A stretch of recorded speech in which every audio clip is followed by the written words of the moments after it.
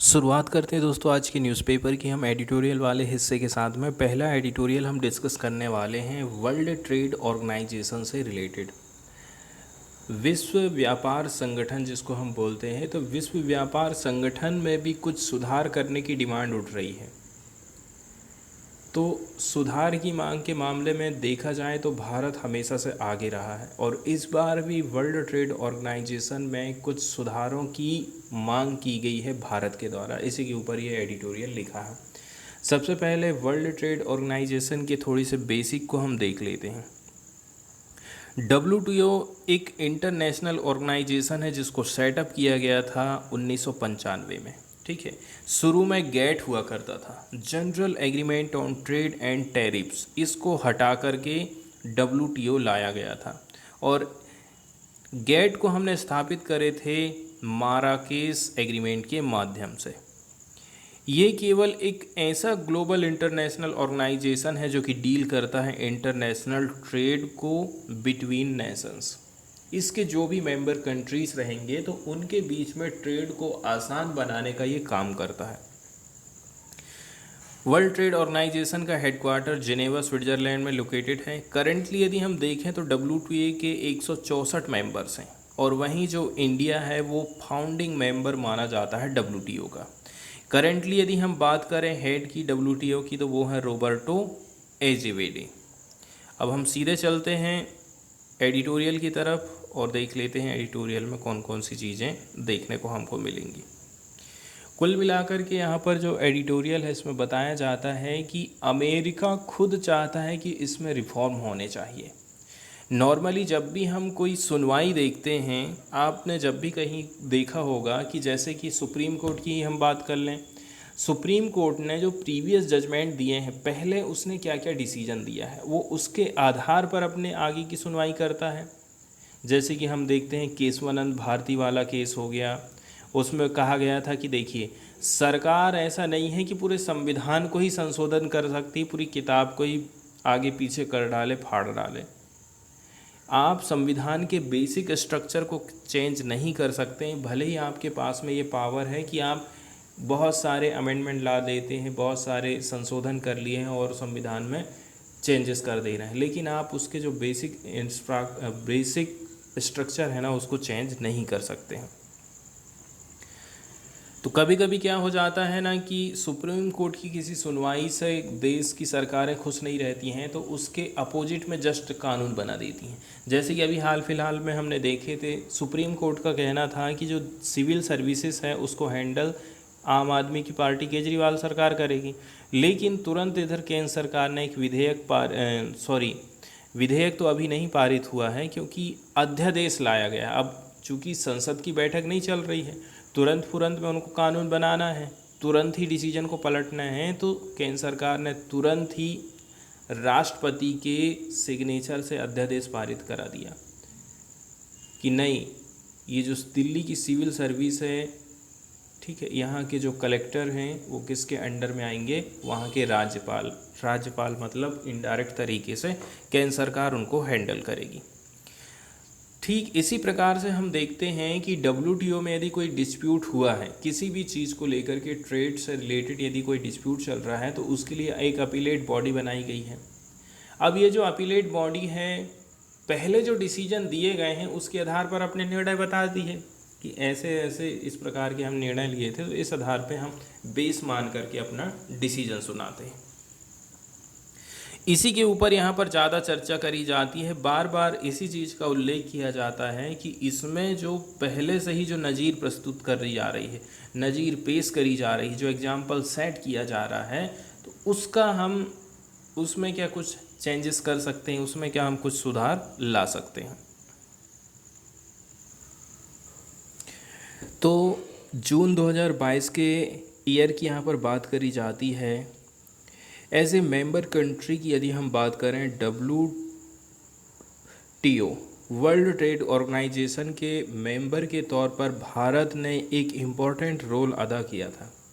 उस समय में जिनेवा मिनिस्ट्रियल कॉन्फ्रेंस का आयोजन किया जा रहा था और यहाँ पर भारत ने जो चीज़ उठाई थी, जो मुद्दे उठाए थे, उसके अंतर्गत भारत का कहना था कि ये जो ट्रेड है वो मल्टीलैटरिज्म के हिसाब से जीवित रहना चाहिए, मतलब कि कोई एक यहाँ पर अपनी ना चला सके, यहाँ पर सब देशों की सुनी जाए, इसके ऊपर भारत ने ज़्यादा फोकस किया था। एक जो इम्पोर्टेंट पार्ट रहा था इसका, वो था WTO का डिस्प्यूट सेटलमेंट सिस्टम। क्या बोलते हैं इसको? DSS बोलते हैं, जिसको हम WTO का क्राउन ज्वेल्स भी बोलते हैं। तो इसको सेटअप किया जाएगा 2024 तक, ऐसी भी घोषणा करी गई थी। 2019 से ही यदि हम देखें, जो WTO का 2 टायर वाला DSS है, वो देखा जाए तो अभी बिल्कुल भी काम नहीं कर रहा है। एक प्रकार से अपीलेट बॉडी मानी जाती है, which is the second tyre of the WTO से DSS, जो कि हेयर करती है अपील को WTA पैनल्स की तरफ से जो दायर करी जाती हैं। वो अभी नॉन फंक्शनल है because the United state single हैंडली has blocked the appointment of its member. किसके कारण से ऐसा हुआ है? इसका मेन रीजन है अमेरिका ने यहाँ पर ब्लॉकेज लगा दिया है। तो ये जो अपीलेट बॉडी है 1995 से लेकर के 2019 तक, इसको सही ठहराया गया था इंटरनेशनल रूल ऑफ लॉ के द्वारा, by holding powerful countries such as US and European union accountable for international law breaches. बाद में फिर US, इसके अलावा जो यूरोपियन यूनियन है, ठीक है, इनको अकाउंटेबल माना जाता है इंटरनेशनल लॉ ब्रीचेस करने के मामले में।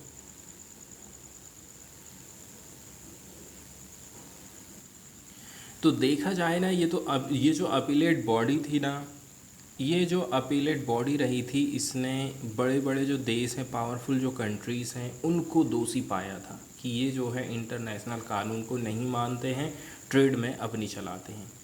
However the appellate body has become a victim of its success. लेकिन ये जो अपीलेट बॉडी बनाई गई थी, ये सक्सेस ज़रूर हुई थी, लेकिन इसी की इसको सज़ा मिल गई।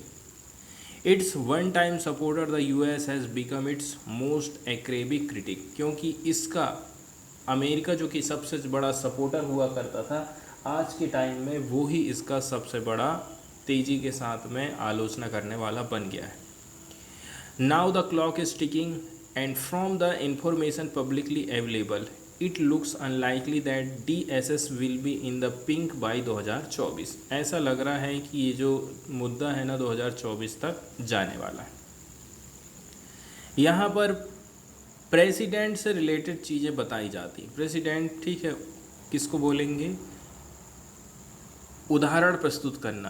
पहले में कोई ऐसी घटना घटित हुई थी, उसी के आधार पर हम डिसीजन ले रहे हैं। The US reproaches the appellate body for judicial overreach, ठीक है। वहीं यदि देखें तो US ने रीअप्रोच किया था इस अपीलेट बॉडी को जुडिशियल ओवररीच से रिलेटेड।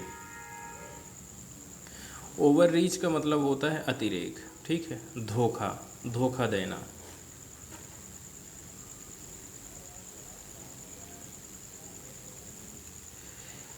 तो इस संस्था से रिलेटेड कुछ जो इंटरनेशनल नियम कानून बनाए गए हैं, उनको हम यहाँ पर देख सकते हैं। WTO का जो DSU होता है, ये क्लियर कर दिया गया है आर्टिकल 3.2 में। यहाँ पर बताया गया है कि ये जो अपीलेट बॉडी रूलिंग्स हैं, कैन नाइदर ऐड और नॉर डिमिनिश, ना तो ऐड कर सकता है और ना ही घटा सकता है राइट्स को, ऑब्लिगेशन को WTO के मेंबर कंट्रीज़ को। फिर भी यदि देखा जाए, जो सेम आर्टिकल है वो कहता है कि ये जो डिस्प्यूट सेटलमेंट सिस्टम रहेगा WTO का, एक सेंट्रल एलिमेंट माना जाता है, केंद्रीय तत्व माना जाता है, जो कि सिक्योरिटी प्रोवाइड करता है, पूर्वानुमान प्रस्तुत करता है मल्टीलेटरल ट्रेडिंग सिस्टम को।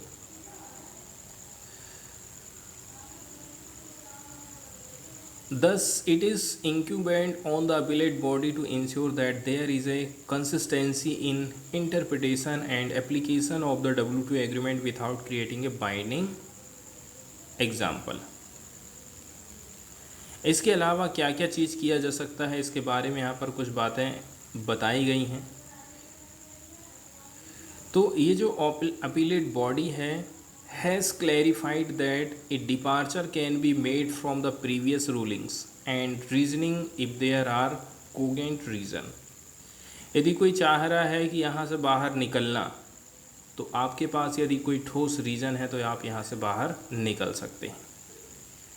The argument that is this means that the appellate body is following A system of president in the sense it is followed in the common law system in tantamount to vastly overstating the case as James Bacon and Simon Lesser।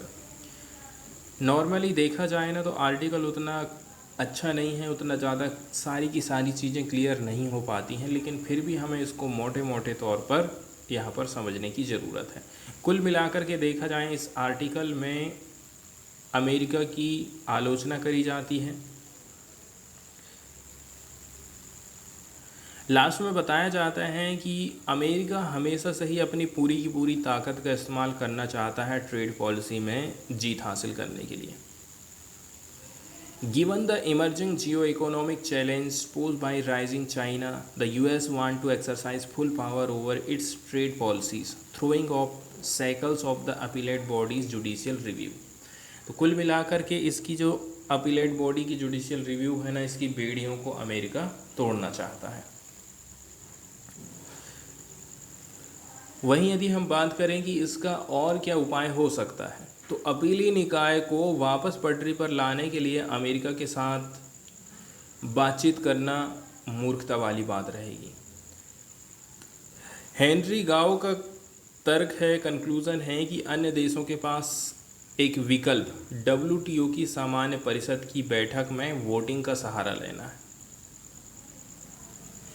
ठीक है, भले ही इससे America नाराज हो सकता है, लेकिन क्या अमेरिका इस रास्ते पर चलेगा कि नहीं चलेगा, इसके ऊपर यहाँ पर क्वेश्चन खड़ा हो जाता है।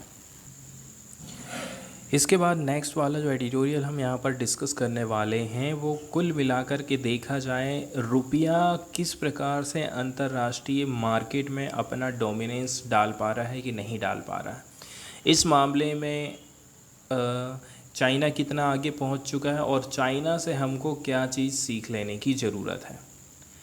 रुपया का इंटरनेशनलाइजेशन होने का मतलब ये है, यदि हम कोई चीज़ चाइना से ख़रीदना चाहते हैं तो हम उसको अपना रुपया दे दें और कोई चीज़ सामान खरीद लें। डॉलर के मामले में क्या होता है, ज़्यादातर जो कंट्रीज़ हैं सब जगह में डॉलर को एक्सेप्ट किया जाता है। बहुत बड़े व्यापक पैमाने पर कोई भी चीज़ यदि आपको बाहर से ख़रीदना है, यदि आप कोई फॉरेन कंट्री जा रहे हैं घूमने फिरने के लिए, तो आप वहाँ पर जो भी ट्रांजैक्शन करेंगे वो सारी की सारी डॉलर में होगी।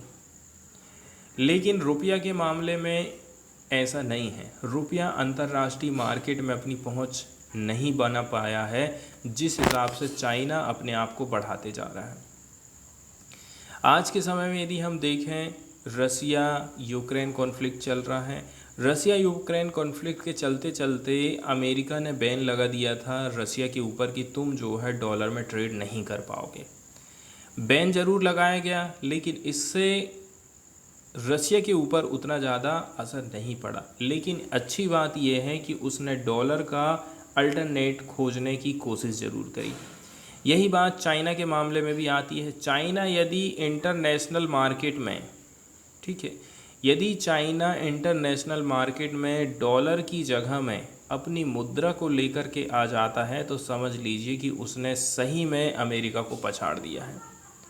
बस एक ही चीज़ करना बाकी रह गया है चाइना को कि अपनी खुद की देश की मुद्रा को वो डॉलर को के बराबरी तक लेकर के जाए, और इसके लिए वो बहुत सारे देशों के साथ में प्रयास भी कर रहा है। कई सारी कंट्रीज़ ऐसी हैं जिनके साथ में वो अपने व्यापार को अपनी खुद की मुद्रा में करता है। जैसे यहाँ एक कंपनी के बारे में बताया जाता है, न्यूसान। न्यूसान जो है अर्जेंटीना की biggest home appliance retailer company मानी जाती है। 10 साल तक यदि देखा जाए, it settled it's payment in US dollar for the goods it bought from China. China से ये कंपनी कुछ खरीदती थी तो इसका जो लेन देन होता था 10 से देखा जाए 10 सालों से वो डॉलर में होता था। जैसे कि कुछ कुछ जो चीज़ें हैं वो ख़रीदती थी, फ्रिज है, टीवी सेट है, वहीं अप्रैल के महीने में देखा जाए तो न्यूसेन जो कंपनी है इसने क्या काम कर दी है, अब कंपनी ने कहा है कि हम डॉलर में ट्रेड नहीं करेंगे, हम कह रहे हैं कि अब हम युआन पेड करेंगे फॉर इट्स पेमेंट। वहीं यदि देखा जाए ब्राज़ील की न्यू गवर्नमेंट ने अभी किसके अंडर में चल रही है, अंडर प्रेसिडेंट लूला डी सिल्वा, रिसेंटली अनाउंसमेंट किया है कि जो ब्राज़ील की कंपनियां हैं वो सेटल कर सकते हैं उनके फॉरेन ट्रेड को, इसके लिए आप इस्तेमाल कर सकते हैं चाइनीज़ युआन को। देख रहे हैं आप कि किस प्रकार से चाइना अपनी करेंसी को इंटरनेशनल लेवल पर लेकर के जा रहा है। कॉन्स्टेंटली इसके परिणाम स्वरूप क्या है, जो ब्राज़ीलियन कंपनीज हैं उन्होंने स्टार्ट कर दिया था टू पे French companies in yuan for purchase LNG in A first in their history. उनके इतिहास में पहली बार ऐसा हुआ है कि जो फ्रेंच कंपनीज हैं उनको उसने युआन पे ऐड किया कि आप जो है एलएनजी खरीद लीजिए। Yuan is now the most actively traded currency in Russia, और युआन जो है रसिया में भी अच्छा खासा चल रहा है। वहीं बांग्लादेश की यदि हम बात कर लें तो चाहे बांग्लादेश हो चाहे वो रसिया रहे, यहाँ पर हमको देखने को मिलेगा कि जो रसियन न्यूक्लियर पावर है यहाँ पर भी जो ट्रेड हो रहा है इसके लिए भी युआन का ही इस्तेमाल किया जा रहा है।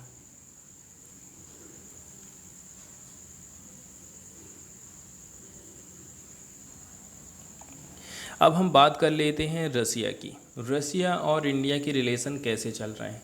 शुरू में तो सरकार ने कहा था कि हम रसिया के साथ में जो तेल और गैस मंगाएंगे इसमें हम हमारी लोकल मुद्रा में ट्रेड करने वाले हैं, लेकिन रियल बात ये है आज के टाइम में भी इंडिया डॉलर के साथ में ट्रेड कर रहा है रसिया के साथ में।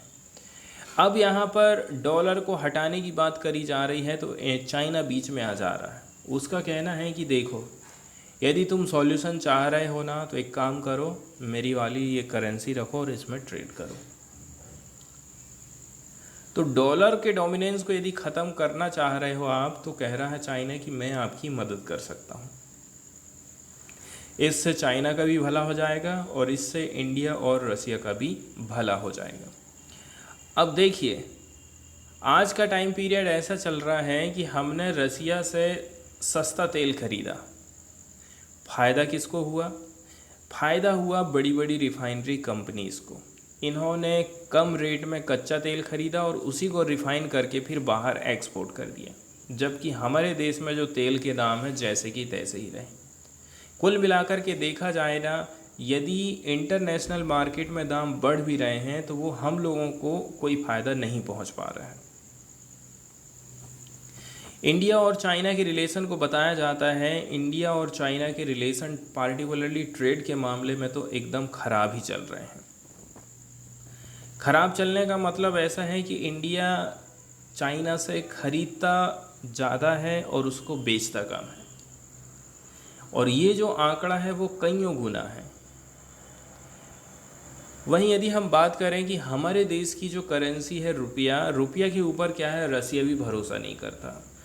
उसका ऐसा सोचना है कि कब ये अपनी मुद्रा को बदल दे, कब ये इसको डीमोनेटाइज कर दें, कब इसकी वैल्यू घट जाए, इसमें हमको नुकसान होने वाला है। इसलिए भी शायद रसिया रुपया में ट्रेड नहीं करना चाहता। दूसरे नंबर की बात यह है कि इंटरनेशनल लेवल पर देखा जाए तो बहुत कम ही ट्रेड ऐसा है जो कि रुपया में होता है। इंडिया और चाइना के ट्रेड रिलेशन की यदि हम बात करें तो चाइना जो है इंडिया का सेकंड लार्जेस्ट ट्रेडिंग पार्टनर माना जाता है। वहीं यदि हम बात करें चाइना की तो चाइना जो है India is only China's 13 largest partner. India China का 13वें नंबर का सबसे बड़ा पार्टनर है। इसी कॉन्टेक्स्ट में यदि हम देखा जाए तो देखिए एक तरफा ट्रेड चलता है दोनों देशों के बीच में। हम इंपोर्ट ज़्यादा करते हैं और एक्सपोर्ट बहुत ही कम कर पाते हैं।